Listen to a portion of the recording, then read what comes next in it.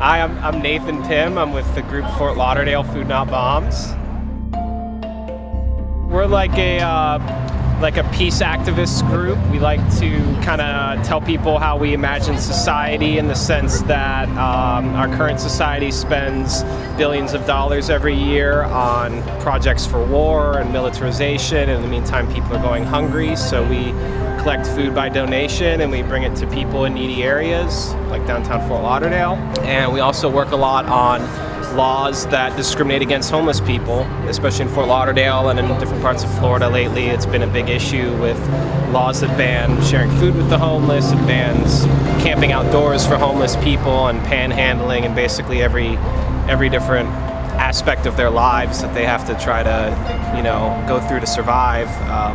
Lately, there's these new laws that criminalize all of them, so we do a lot to try to fight these laws and get them overturned, or try to get better policies implemented. We use art very actively to help our activities. We live in a very apathetic sort of situation with a lot of people in the country and in Florida today, so it's really hard to get people's attention. People might be in a place just like this and they'll pass right by all the homeless people, and no matter what situation they're in, and they're kind of just like invisible. So we use a lot of artwork to try to get people's attention, whether it's having bright signs to get people's attention here, or having comic books or literature to hand out to people that's kind of flashy and catches people's eyes and it educates people about the issues.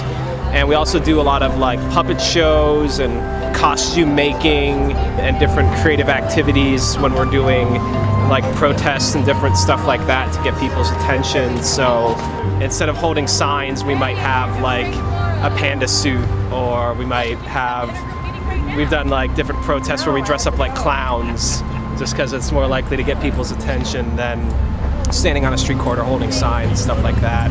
And it takes a lot to inspire and wake up people in a lot of different places around here. So art's very important to try to make that effective. So this is the latest puppet theater for the Autonomous Playhouse that we do shows in.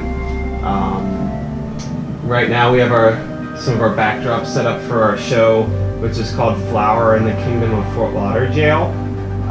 Throughout the years, we've done a lot of different shows on different topics. A lot of them are about like homelessness or war, or about like equal rights issues, stuff like that. But since we live here and we've been dealing with the way the city treats homeless people a lot, at one point some of my friends wrote a script, Flower in the Kingdom of Fort Lauderdale, that pretty much deals directly with those characters. So that's kind of like what we have to set up here, because with the city being making this kind of a pretty hot button issue lately, we've been hoping to try to do some more performances to kind of share a little bit of our history and experience with how that's been, because a lot of people think that the sharing van thing just happened recently and that's why the homeless people are treated so bad here, but it's actually something that's been going on for a really long time. Like Food Not Bombs and other groups around here might be doing different protest activities, and protesting tends to be pretty boring some of the times and sometimes not very effective. And in Florida it's very hot and there's just cars driving by. So we after a while we just started thinking of doing puppet stuff to do, because it makes people loosen up a little, lighten up more, and have a little bit more fun with whatever they're doing.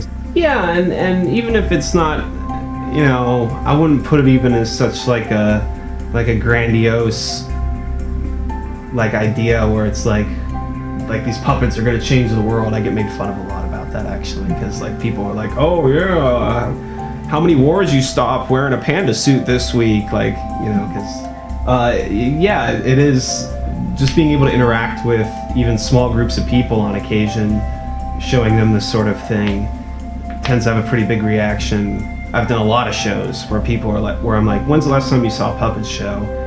And their answer is never.